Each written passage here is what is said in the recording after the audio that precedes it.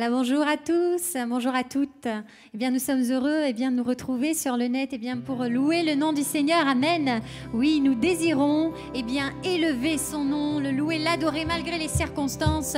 Nous savons que Dieu est là et qu'il est fidèle. Amen. Oui, nous désirons, Seigneur, une seule chose aujourd'hui. Alors que nous chantons, viens transformer nos vies. Élève-toi, Seigneur. Élève-toi, mon Dieu. Prends la place qui t'est due aujourd'hui. Alléluia. Nous désirons, Seigneur. Nous désirons, Seigneur, une seule chose aujourd'hui. Alors que nous chantons, viens transformer nos vies. Élève-toi, élève-toi.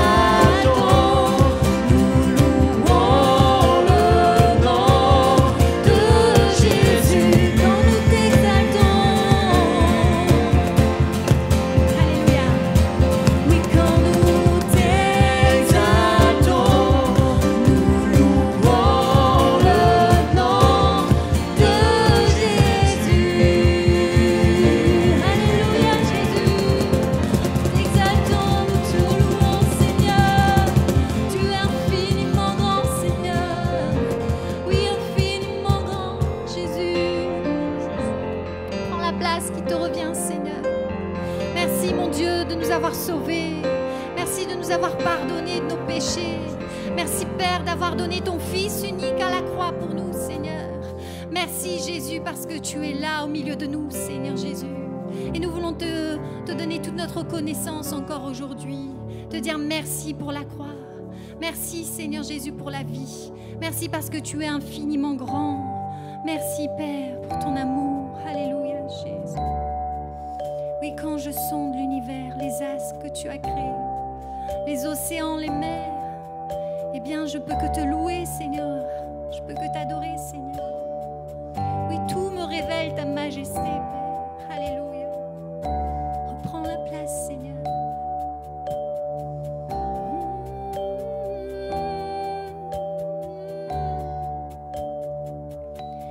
Quand je sonde l'univers, les astres que tu as créés, les océans, les mers, tout me révèle ta majesté. Alors mon âme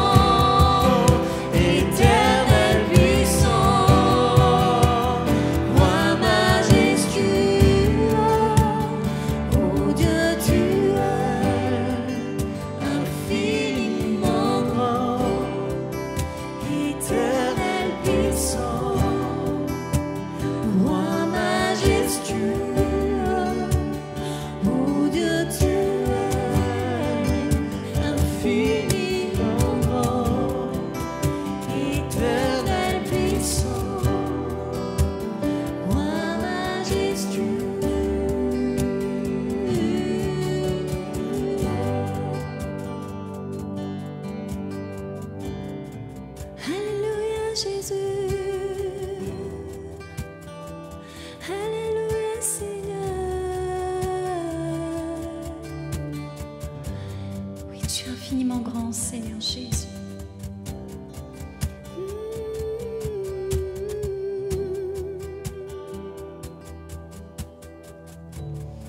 Alléluia, merci Seigneur. Merci mon Dieu. Amen.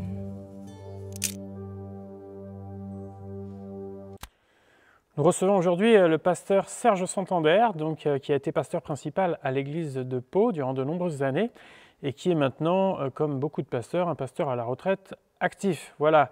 Alors on prie le Seigneur de le bénir, ainsi que son épouse Marie-Paul. Il devait être avec nous en présentiel, mais évidemment les conditions actuelles ne nous permettent pas de le recevoir. Mais il sera avec nous pour partager ensemble la parole de Dieu et on aura certainement l'occasion, Dieu voulant, de la voir un petit peu plus tard avec nous dans l'Assemblée. Voilà, que le Seigneur vous bénisse à l'écoute de sa parole. Bonjour chers amis bordelais, je vous adresse mes salutations de Béarnais et je suis bien sûr désolé de ne pouvoir être avec vous à cause du contexte. Comme vous le savez, j'aurais aimé vous rencontrer, mais c'est ainsi. Malgré tout, je me console par quelques ambassadrices du Bordelais dans mon chai personnel, avec quand même la philosophie, un peu de vin soutient, mais beaucoup tient sous. Mais ça ne m'empêchera pas, en son temps, d'aller vous visiter et de vous rencontrer en personne. Avec vous aujourd'hui, je voudrais m'adresser plutôt aux personnes faibles, à ceux qui sont faibles que ceux qui sont forts. Si le chrétien est souvent fort, heureusement, il est aussi souvent faible. Et c'est pourquoi j'aimerais parler à quelques-uns. En ce moment, c'est difficile pour beaucoup de personnes. Difficile pour ceux qui ont été malades du Covid et qui ont encore des séquelles qui restent très faibles, je le sais. J'ai été aussi touché dans ma famille, de chers collègues ont été touchés, on reste très faible. Voilà, mais aussi ceux qui sont dans cette faiblesse qui consiste à ne pas savoir de quoi sera fait l'avenir professionnel, les commerçants évidemment, mais plein d'autres. Mais je m'adresse aux chrétiens, car comme je vous le disais, la vie chrétienne fait que on traverse des moments dans lesquels on ne sait plus où on en est, on ne sait plus où se tourner, si ce n'est évidemment le Seigneur. Et c'est ce que je voudrais voir avec vous aujourd'hui, c'est que finalement notre grande force se trouve quand on réalise qu'on est faible. Pour cela donc une première lecture, première épître de Pierre au chapitre 1er, verset 6. C'est une lecture très paradoxale. Lisons ensemble. C'est là ce qui fait votre joie, quoique maintenant, puisqu'il le faut, vous soyez attristés pour un peu de temps par diverses épreuves, afin que l'épreuve de votre foi, plus précieuse que l'or périssable, qui cependant est éprouvé par le feu, ait pour résultat la louange, la gloire et l'honneur. Lorsque Jésus-Christ apparaîtra, lui que vous aimez sans l'avoir vu, en qui vous croyez sans le voir encore, vous réjouissant d'une joie ineffable et glorieuse parce que vous obtiendrez le salut de vos âmes pour prix de votre foi. Donc, comme je vous le disais, plusieurs termes un peu paradoxal, il parlait de joie, ce qui fait votre joie, quoique maintenant, et là il s'adresse à ceux qui sont dans la faiblesse, dans l'épreuve, et il utilise cette expression maintenant, ce que la main peut tenir, ce que c'est l'immédiat, ce maintenant, et il ajoute puisqu'il le faut. Et je voudrais vous dire, chers amis, et en particulier ceux qui traversent ces temps difficiles, que évidemment seuls les tout nouveaux convertis peuvent penser pendant quelques semaines que la vie chrétienne est simplement de la facilité. Non, elle est aussi pleine d'épreuves. Mais pour être honnête, quand on met dans la balance les difficultés et la quantité de joie que produit la vie chrétienne, c'est pas comparable. Mais malgré tout, on passe par des épreuves difficiles et l'apôtre Pierre parle de tristesse. Vous êtes attristés. Il parle de joie, de tristesse et de ces épreuves. Je veux rappeler ce que j'ai dit récemment dans une autre église. L'épreuve, c'est le même mot que le mot tentation dans la Bible. C'est le test. Voilà, l'épreuve est nécessaire puisqu'il le faut. Et je m'adresse à vous, chers amis. c'est quelque chose qu'il faut intégrer, c'est nécessaire et on va essayer de voir pourquoi ensemble. Bien entendu, l'apôtre ajoute, lorsque Jésus-Christ apparaîtra, vous qui l'aimez sans l'avoir vu, qui croyez en lui sans le voir encore, vous réjouissant par avance. C'est vrai que c'est difficile parfois, je vous l'accorde, moi-même j'ai passé par de nombreuses épreuves, j'ai fait 40 ans de vie pastorale et l'épreuve de mes frères et sœurs m'a aussi atteint. Malgré tout, aujourd'hui, je ne peux pas dire que je suis en fin de carrière. J'ai arrêté d'être pasteur d'église, mais évidemment, je reste pasteur. Et ce que je peux dire en résumé de toute ma vie chrétienne, c'est qu'il est fidèle. Dieu est fidèle, c'est extraordinaire. Et il me surprend toujours. Aujourd'hui, je suis toujours émerveillé par cette bonté de Dieu, le fait il a toujours la solution à un moment donné. Parfois, il faut attendre, mais c'est tout à fait extraordinaire de servir le Seigneur. C'est enthousiasmant. Dans le mot enthousiasme, il y a théos, le mot grec théos qui pour Dieu. C'est enthousiasmant de servir le Seigneur.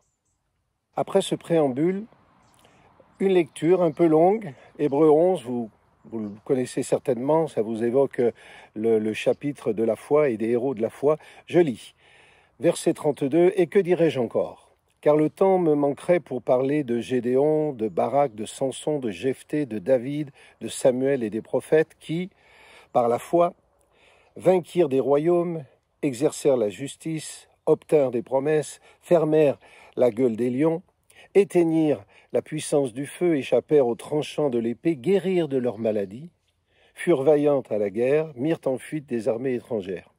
Des femmes recouvrèrent leur mort par la résurrection. D'autres furent livrés au tourment et n'acceptèrent point de délivrance afin d'obtenir une meilleure résurrection. D'autres subirent les moqueries et le fouet, les chaînes et la prison, et furent lapidés, sciés, torturés. Ils moururent tués par l'épée. Ils allèrent çà et là vêtus de peau de brebis et de peau de chèvre, dénués de tout, persécutés, maltraités, eux dont le monde n'était pas digne.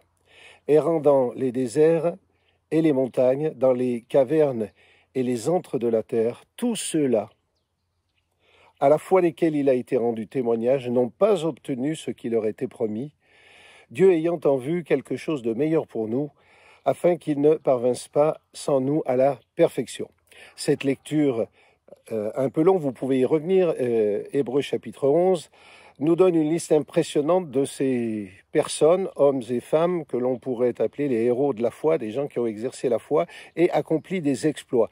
Et au milieu de cette liste impressionnante, je vous rappelle, certains vainquirent des royaumes, d'autres fermèrent la gueule des lions, d'autres mirent en fuite des armées. Parmi vous qui m'écoutez, je ne sais pas s'il y en a beaucoup parmi vous qui avez réussi à mettre en fuite des armées. Ces gens-là l'ont fait. Je pense à ce gars que l'on trouve, cet ami ce soldat de David, Éléazar, fils de Dodo. C'est un nom très particulier. Il y en a qui sont fils de Dodo, mais ça c'est autre chose. Voilà, lui, la Bible dit qu'il a mis en fuite l'armée ennemie et que tellement il a combattu, tellement il était loin d'un dynamisme, d'une force incroyable, qu'il a eu une crampe et sa main est restée attachée à son épée après le combat. Donc des héros qui semblent nous surpasser, qui sont bien au-delà de tout ce que nous, pauvres et faibles chrétiens, parfois, nous pensons être. Et il y a une expression au milieu de toute cette liste, il est dit qu'ils guérirent de leur maladie.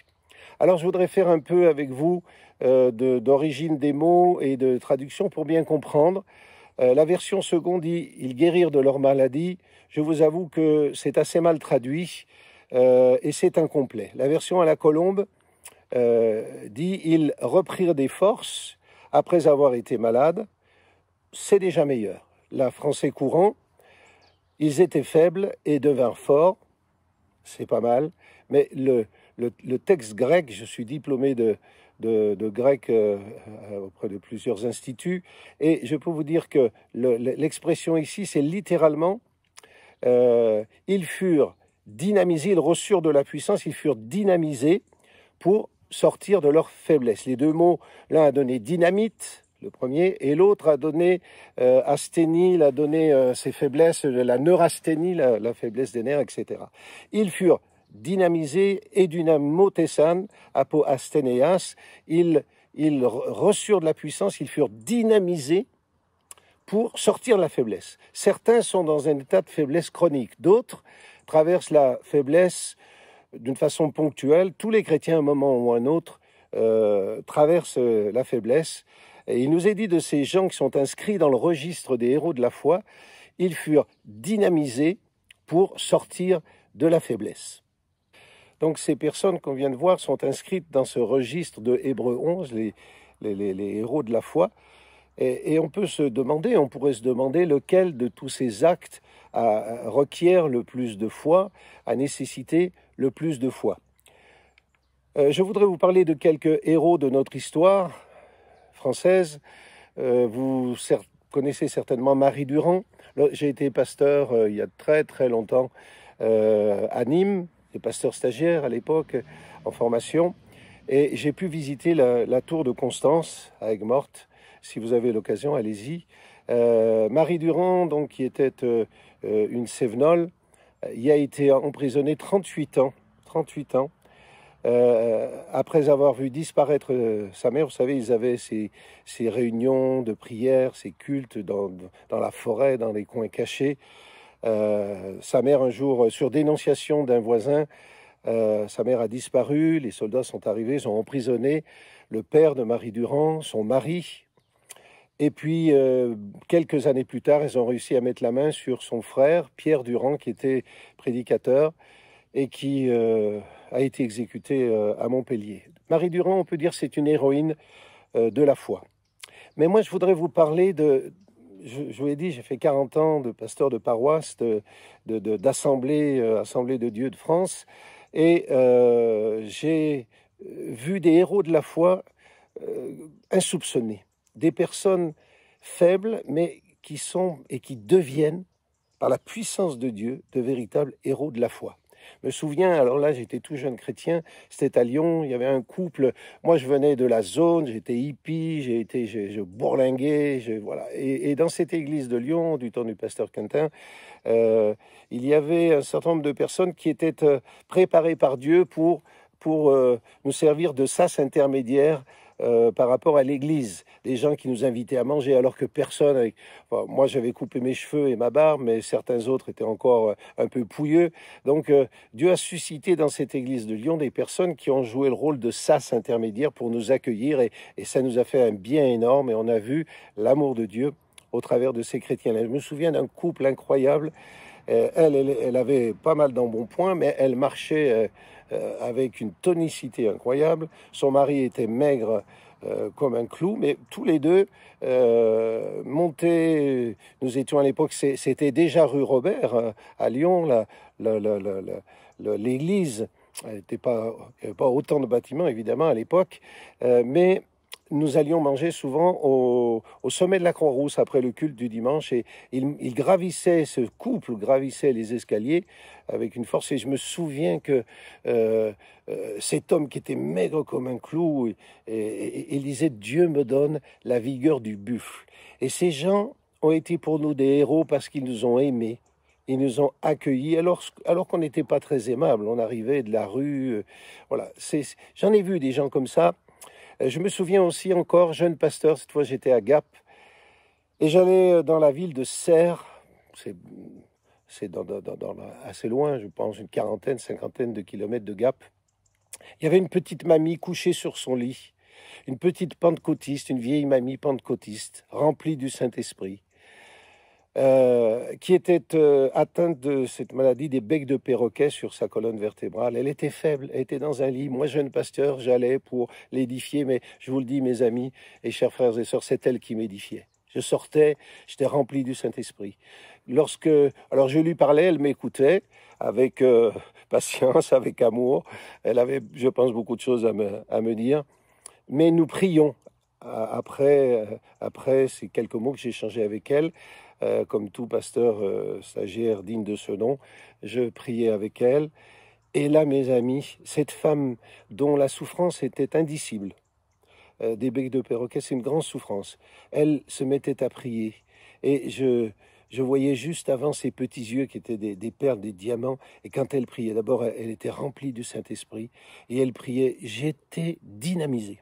Je peux vous le dire, j'étais dynamisé. Je recevais une force, je sortais de la visite, alors que c'était elle qui était faible, c'était elle qui était forte, et elle me fortifiait et elle me bénissait. Vous voyez, j'en ai vu comme ça des gens faibles ou insignifiants. Je me rappelle un jour, j'étais là encore tout jeune chrétien, alors que j'étais dans la rue, j'avais trouvé du travail, évidemment, et je travaillais dans une entreprise, comme j'étais sous-chef magasinier, bref, je vous passe les détails. Et j'ai eu l'occasion de m'entretenir un jour avec mon directeur. Je vous passe tous les détails, mais dans la conversation, j'ai pu partager avec lui ma foi et mon église. Et à un moment de la conversation, il m'a dit « Monsieur, je connais votre église ». Ah, j'ai dit « D'accord ». Et on a parlé, il m'a expliqué ma petite fille a une nounou qui appartient à votre église. Et elle me dit un jour, ma femme et moi avions décidé de divorcer. Et ma petite fille l'a su. Et elle nous a pris par la main, l'un et l'autre. Le directeur m'a expliqué les choses exactement comme ça. Elle nous a pris par la main et elle nous a dit « Jésus ne veut pas que vous divorciez ». Moi, je suis resté scotché comme cela. J'ai dit les quelques mots qu'il fallait. Mais voyez, cette petite fille insignifiante, toute frêle, toute faible, elle a eu une force incroyable parce que ils ont renoncé au divorce. Ils ont renoncé au divorce. Donc, vous voyez, et je m'adresse à ceux qui se sentent faibles en ce moment. Je ne veux pas dire que votre faiblesse est votre force, mais je dis que dans votre faiblesse, c'est à ce moment-là que la force de Dieu peut se manifester. Évidemment, il y a de nombreux versets dans ce sens-là. Selon Hébreux 11, que je vous ai cité tout à l'heure, ils furent dynamisés, littéralement, ils furent dynamisés pour sortir de la faiblesse. Et cela, ça les met, les personnes dont il est fait mention ici, ça les met au registre des héros de la foi.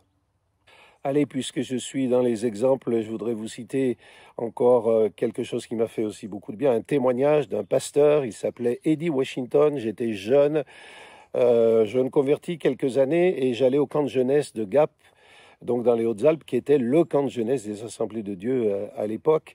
Et ce pasteur, qui était un tiers indien, un tiers noir et un tiers blanc, par ses origines, était donc aumônier des bases militaires en Allemagne. Il nous a raconté sa conversion. Il était orphelin et comme tel, il allait de l'école au lieu de la cantine tous les jours en rang sur un trottoir. Et il y avait deux petites vieilles chrétiennes, deux sœurs célibataires, qui chaque jour leur distribuaient des petits feuillets pour les enfants avec des versets de la Bible, etc. Et lui était tellement en colère contre Dieu qu'il crachait par terre, qu'il les méprisait.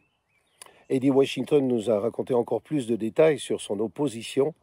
Mais un jour, l'une des deux sœurs dit à l'autre, écoute, je voudrais prier, je voudrais jeûner pour ce garçon.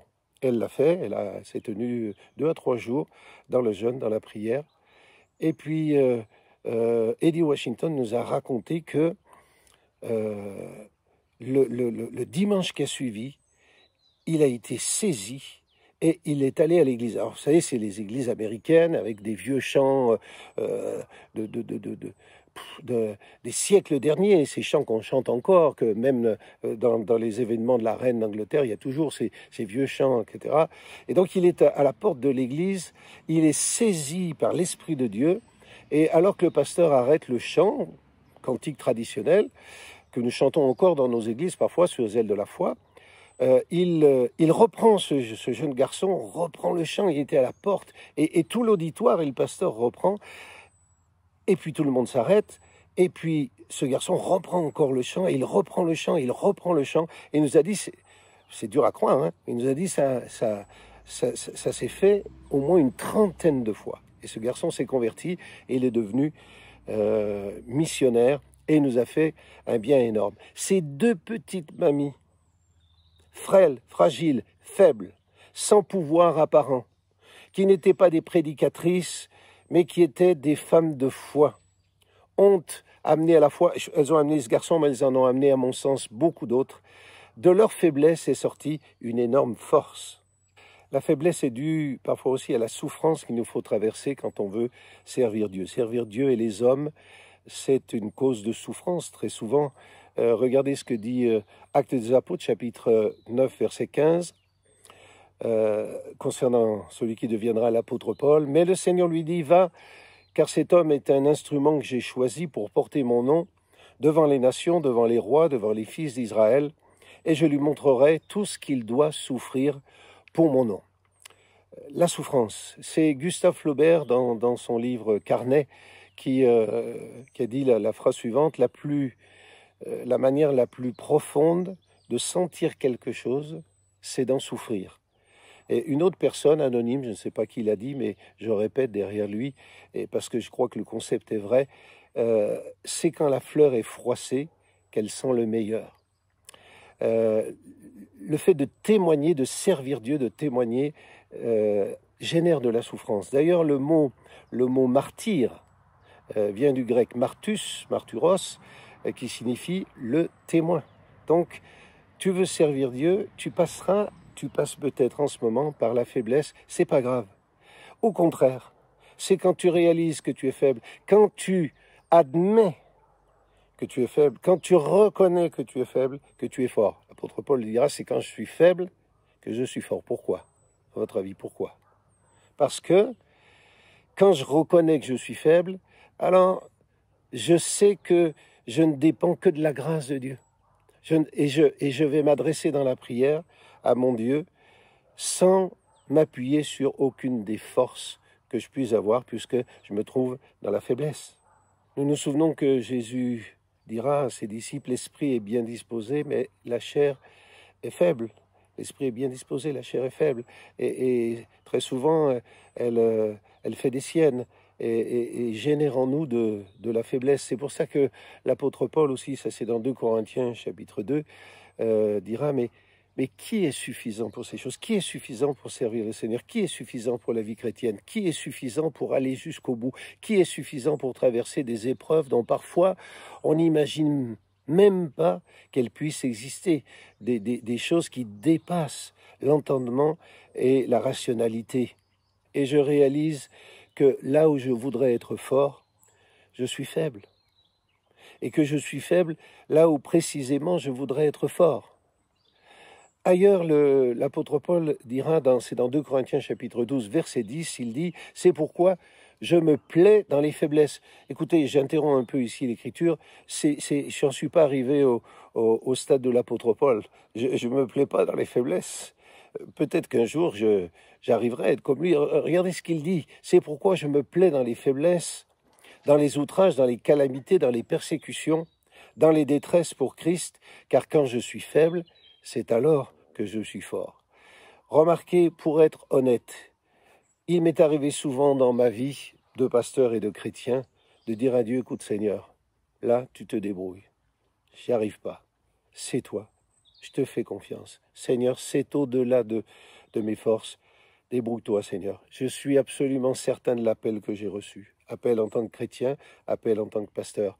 Et parfois, le diable se rugit, il réunit ses sbires, il réunit toutes ses forces pour on le sait pour Jésus, on le sait pour l'apôtre Paul, pour vous démolir, pour vous détruire. Et dans ces moments-là, on peut être désemparé, bouleversé. L'Ancien Testament dit quand la terre est bouleversée. Le psalmiste est passé par là. Dans ces moments-là, alors oui, on crie vers Dieu et on dit Seigneur, il n'y a que toi qui peux me secourir en ce moment, maintenant, comme je le disais tout à l'heure. Heureusement, il y a une promesse extraordinaire. Je vous la lis, elle est dans Ésaïe 43, pour ceux qui sont dans la faiblesse. Ainsi parle, alors, Ésaïe 43, verset 1er, ainsi parle maintenant l'Éternel qui t'a créé, ô Jacob, celui qui t'a formé, ô Israël. Ne crains rien, car je te rachète, je t'appelle par ton nom, tu es à moi. Si tu traverses les eaux, je serai avec toi, et les fleuves, ils ne te submergeront point. Si tu marches dans le feu, tu ne te brûleras pas, et la flamme ne t'embrasera pas. Car je suis l'Éternel ton Dieu, le Saint d'Israël, ton Sauveur. Je donne l'Égypte pour ta rançon, l'Éthiopie et Saba à ta place, parce que tu as du prix à mes yeux, parce que tu es honoré et que je t'aime. Je donne des hommes à ta place, et on se souvient qu'il a donné Jésus à notre place, et des peuples pour ta vie. Quelle promesse! Tu as du prix à mes yeux. Je veux le rappeler à chacun qui m'écoute et qui est dans la faiblesse aujourd'hui, maintenant, et qui perd courage peut-être. Je relis cette promesse du Seigneur. Je serai avec toi, les fleuves ne te submergeront point. Si tu marches dans le feu, il ne te brûlera pas. Tu as du prix à mes yeux parce que je t'aime. Voilà. Donc, ce passage se terminera par le verset 5 d'Ésaïe 43. Ne crains rien, car je suis avec toi. Je reviens sur Hébreux 11.